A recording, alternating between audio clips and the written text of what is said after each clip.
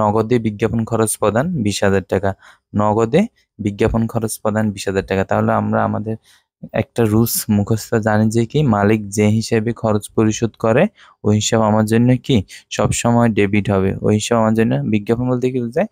Advertising expense. ঠিক আছে, তাহলে আমি এখন কোন হিসাবে খরচটা পরিশোধ করছি? বিজ্ঞাপন হিসাবে। কোন হিসাবে আমি এখন খরচটা পরিশোধ করছি? বিজ্ঞাপন হিসাবে। তাহলে আমার জন্য কি হবে? বিজ্ঞাপন হিসাব ডেবিট হবে। বিজ্ঞাপন হিসাব ডেবিট হবে, যেহেতু আমরা জানি যে মালিক যে হিসাবে খরচ পরিশোধ করে ওই হিসাব ডেবিট।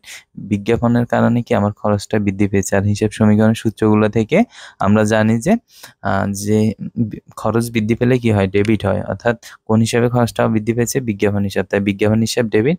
আর খরচটা আমি কি দিয়ে পরিশোধ করেছি? অর্থাৎ বিনিময় মাধ্যম হিসেবে আমি কি বিজ্ঞাপন কি দিয়েছি? নগদ টাকা। তাহলে নগদান হিসাব, যেহেতু সম্পদ নগদ হ্রাস পাবে খরচ পরিশোধ করার ফলে, তাই নগদান হিসাব ক্রেডিট হবে। ঠিক আছে, তোমরা কি বিজ্ঞাপনের জাবেদাটি বুঝতে পেরেছ?